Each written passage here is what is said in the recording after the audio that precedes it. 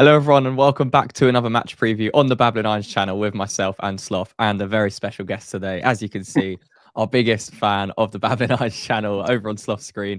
We're going to break down a very difficult game coming up to St James's Park and see if all three of our predictions are on the same page and same wavelength going into the match on Monday night. Very tricky game back after international break. So we're going to break it down. We're going to look at the data so far, the statistics so far, and how Julen Lopetegui is going to be able to save his job in the next two games, because we've got Newcastle, then we go and play Arsenal at home. So there's going to be a lot of pressure on these next two games, especially this trip to St James's Park on Monday night. So if you do enjoy, make sure to leave a like, subscribe to the channel as usual. And yeah, Sloth, let's start with the stats.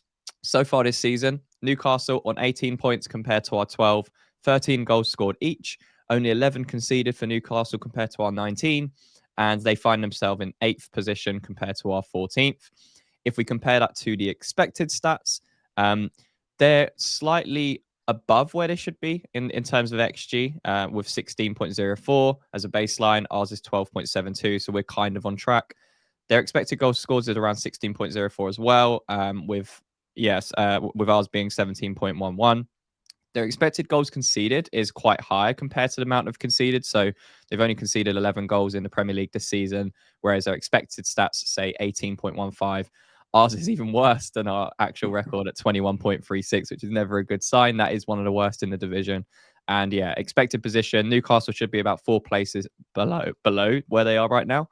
And we are currently 14th. So we're on track with pretty much where we are in the league. So talk to me, Sloth. We've had an international break. We've reset.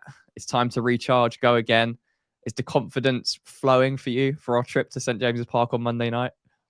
No, absolutely not. And I think this little one just summed it up earlier when you asked what he thought, and he yawned straight away. I've not got a good feeling about this. Maybe I think Newcastle's form has kind of been intermittent, and I think they've picked up in recent weeks. But the thing that you can never write off with Newcastle, especially when Isak is fit, is their attack. Mm-hmm. And, you know, in recent weeks, I think they've been fantastic. And you look at how they tore apart Nottingham Forest. They're tactically well drilled. And I know Eddie Howe's faced a fair bit of criticism from a lot of fans and a lot of, mostly media, to be honest. But I think he's got a great group of players. And even when they have such a big injury list, he seems to manage to grind out results. And it may not be the best football, but he's got them playing. And now they're starting to sort of creep an injury. The injury list smaller and smaller. I think they're a real tough opposition for us to face. And I mean, the international break, I think it was let's face it, it's a pointless international break anyway. Scheduling is nonsense. But if we don't show a major improvement, and I don't expect us to get anything from this game, I'm slightly giving away my prediction, but I think it will be a real, not miracle, but it'll have to be something really special for us to get anything from this game. With the way that Newcastle are playing and the fact it's on Monday night at St James's Park, it's going to be tough. Yeah, I mean, Newcastle away is always a tough fixture, never mind it being a night fixture. And yeah, I think they've only lost one home game this season in the Premier League, and that was to Brighton 1-0. Prior to that, they only lost one home game and up until I think they've lost 2 home games this calendar year, and that was Man City, the other one. So their home record is very tough to beat. We almost and probably should have been included in that list last season when we were 3-1 up and capitulated is probably a nice way of putting it, when we lost 4-3 in the dying moments against them. And yeah, flashbacks of that were not good going into this game. But self-destruct is probably the better word. Perfect. There we go. Self-destruction. And I'm hoping we don't see that again on Monday. But it's going to be, as you mentioned, very, very tough game. I think Newcastle in general have had injury battles. Obviously, last season, the Champions League would have took a massive toll on them in those early stages of the season. And yeah, they just didn't have the squad size to compete for it. I think now, as you mentioned, so just the quality they have even in their midfield and attack is enough to get them through games. I don't think their defense is that good, to be honest. I just think it's very well structured under Eddie Howe and the way they play. But they do have a few injuries at the back. I know Dan Burns picked up a suspension as well, so it'll be interesting to see how they do line up with their back four. But going forwards, they've got Harvey Barnes, they've got Gordon, they've got Isak, they've got Bruno G in midfield, they've got Willock as a runner, they've got Joe Linton, they've got pretty good options up there, and they all work pretty well.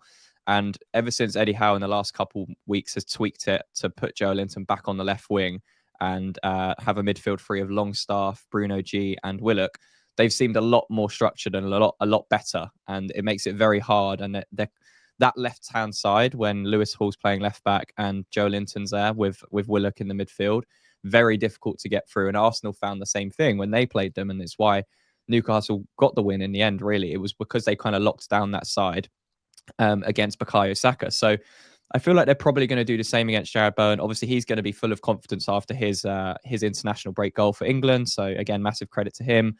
But how do we approach this one stuff? Because we've seen before where we try and be more expansive under Lopetegui and we get torn apart.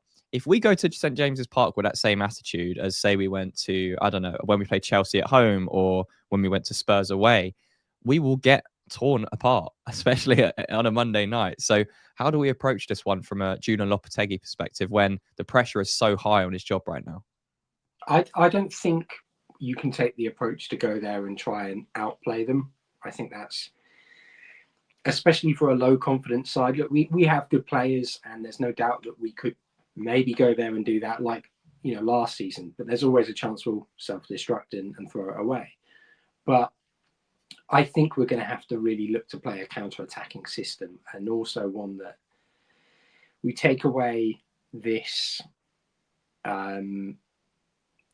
notion that we've got at the moment that we have to increase possession, or at least percentages of possession, simply through meaningless possession, and we actually have to use the ball when we have it. And I know that sounds like a really baseline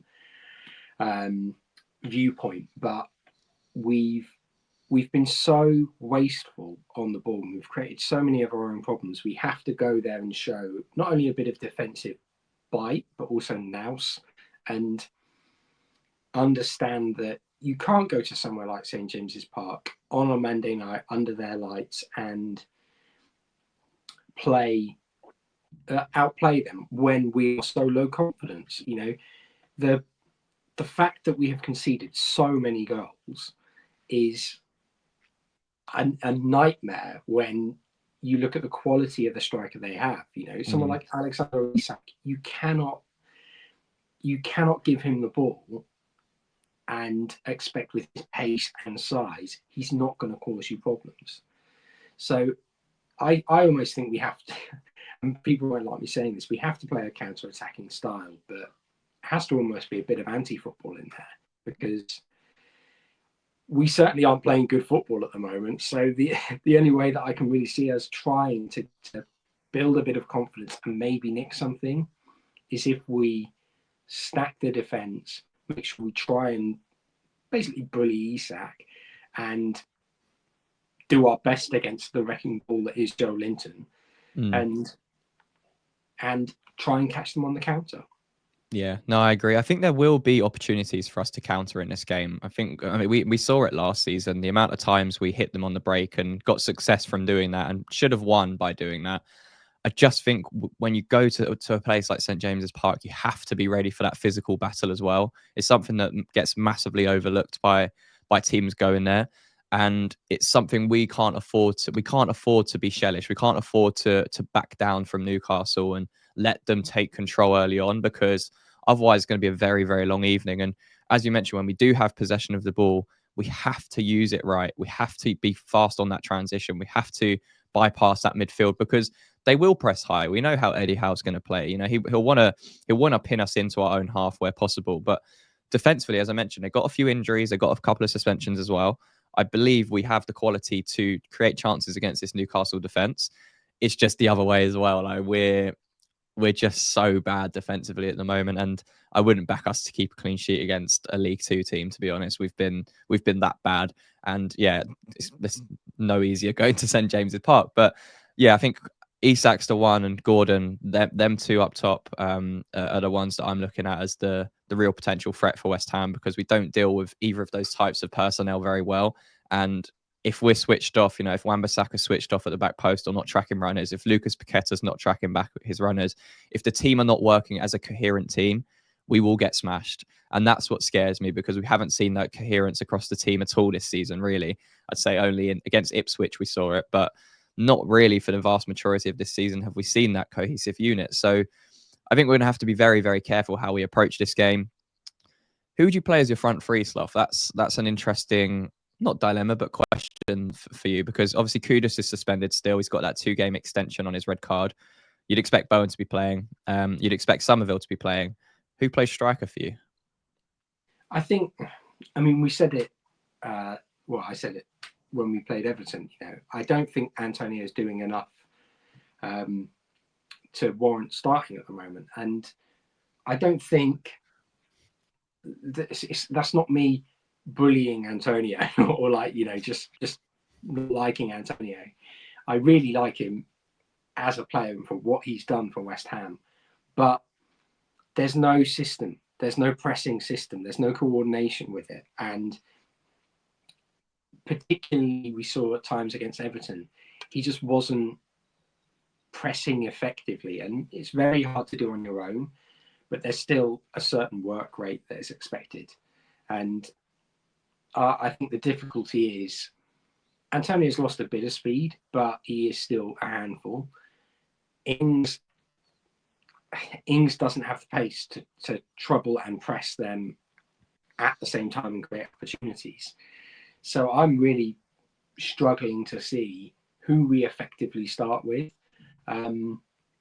I can't see it not being Antonio, to be honest, because I think Lopetegui will pick him until we manage to either get Fulcrook back, if he ever comes back, or the January transfer window opens. But yeah, I think it will be Somerville on the left side, Bowen on the right, and we could play this guy up top, to be honest, and we'd probably be more effective. He likes his ball, so he's going to press. That's what I want from him. He'll chase, he'll run. But you'll probably get booked for dissent, to be honest. Actually, yeah, at the ref. Can't be any worse than Paqueta. No, but it's one of those things where I can't see us having any luck up top. I think it's got to come from the wings. But yeah, I think we'll go with Antonio to start with, and hope he can get some joy out of their defenders. Yeah, I agree. I think the biggest success we're going to see is catching them on the break in wide areas. I don't think we have the legs, or we don't have that driving force in midfield to bring us forward. So we're going to have to play balls out wide and overlap. That's going to have to be the effective way in. Using Emerson and Wan-Bissaka as outlets on the wide areas. Do you think he'll go over back four in this game, other than a back five? I think he probably will stick with a back four, just because the back five just worked so hideously wrong against Forest, and has done this season when we've tried to play it, even against Chelsea. So I'm looking at Newcastle this season. They've had some tough fixtures, but they're sitting in 8th. They're not doing too bad. They've, as you mentioned, they've picked up form recently. I think they've won their last 3 games in a row in all competitions. They've beat Chelsea, Arsenal, Forest. So they'll be full of confidence here. And even though, statistically they've averaged like 47% possession in the Premier League so far this season against their opponents, that'll be higher against us. Ours is lower. We saw it against Everton before the international break. We struggled to keep possession against them. I think they actually had more possession than us throughout the 90 minutes, which is insane. Not that possession wins you games, but it's pretty telling for how you control a football match. And I just think Newcastle, they haven't been great defensively, but as you mentioned, their attacking options and the way they can just kill you, especially our defense, will be enough. And I think it will be enough for them, because I don't think A, we're clinical enough, or B, will create enough good chances for ourselves. Even though I believe we have the players to do it and the system to do it, if we set it up correctly, I just don't think Lopetegui will be able to coach that in the team, unfortunately. But I'd be gladly proven wrong. Would you see a back four or back five in this one?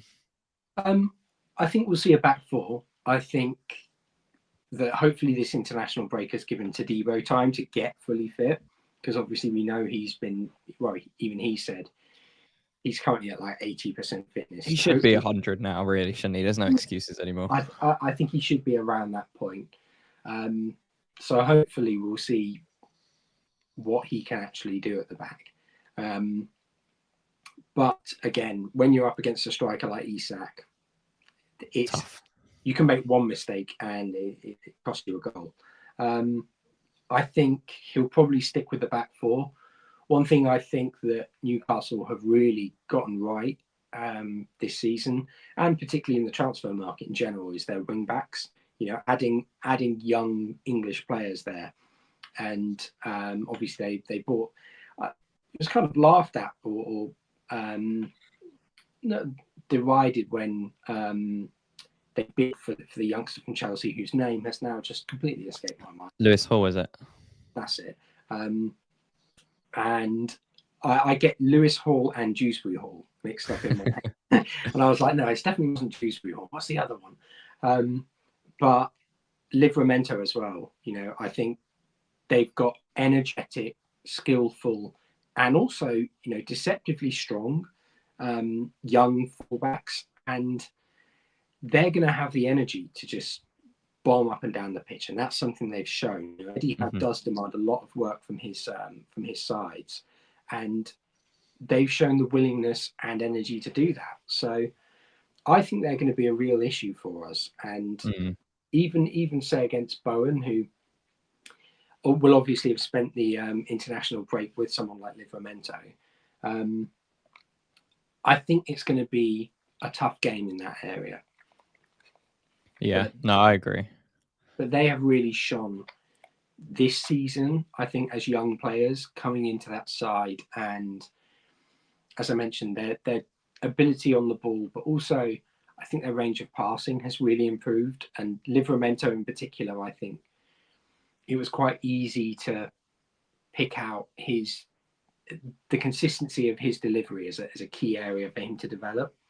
And in the past 6 months or so, he's really come on leaps and bounds in that area. We had a firework go off earlier this morning. Don't know why, and it scared him. But he seems to be all right now. Such a weird time for a firework. But yeah, I'm not confident, I'll be honest. I think it's going to be a very tough game. It always is going to Newcastle. We have had success there in the past, in recent history, but you know, that 4-3 last season sticking out like a sore thumb, and it kills me that happened. And yeah, I just don't have confidence right now. I don't think many West Ham fans have confidence in A, the setup of the team, B, the structure of the team, and C, just the clinicalness or the fight of this team. I think it's going to be very telling to see if we do go a goal down, for example, quite early on, what's the reaction going to be? Or if we do take the lead, what's the reaction of the team? Because those things are very pivotal in these kind of games, and it will say a lot about the attitude of these players playing under Julen Lopetegui from their reaction, because too many times this season we've seen a negative reaction, and yeah, we can't afford to do that against Newcastle. And you know, we've got lucky in games like Fulham and Brentford where we've picked up a point, and the reaction has been good in moments, but in general it hasn't been good enough throughout this season, which is why we find ourselves where we are in the Premier League this season. But what are you thinking for a score prediction, Slough? I had 3 or 4-1 in my mind, to be honest. I'll go with 3-1 because it's slightly lower and a little bit more dignified. But what's your prediction?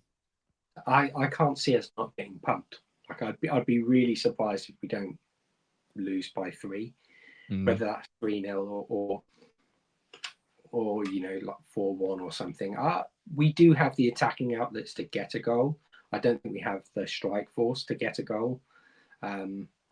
It's going to be really hard, and I would feel a lot more confident if we even had a set style of play or something that I could recognize in the patterns of their play and think, actually, we're doing that really well.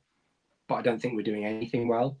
And I you know, as you said, I can't see us scoring unless we really focus on this counter-attacking element, sitting deep and using the pace of Somerville and Bowen.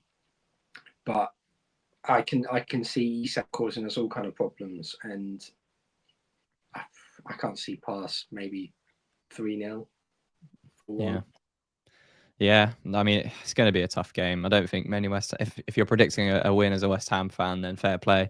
That is optimism for you. But yeah, I mean, I don't like predicting losses, but it's just got to a point where it's extremely difficult. And this is an extremely difficult fixture to predict us to win. You know, I think against Everton, I predicted us to win 1-0 or something. It was a close prediction. So I'm not going to sit here and say we're going to go to St James's Park or win. No way. But we'll see. We'll see what happens on Monday night. Let us know down below in the comments, what are your predictions for the game? How are you feeling after the international break? Do you have a little bit more confidence than Sloth and I going into this fixture? But I highly doubt it, but I'd love to be proven wrong in the comments. So yeah, make sure to leave a like, subscribe to the channel if you are new around here. And Sloth, until the next one. Come on, you irons.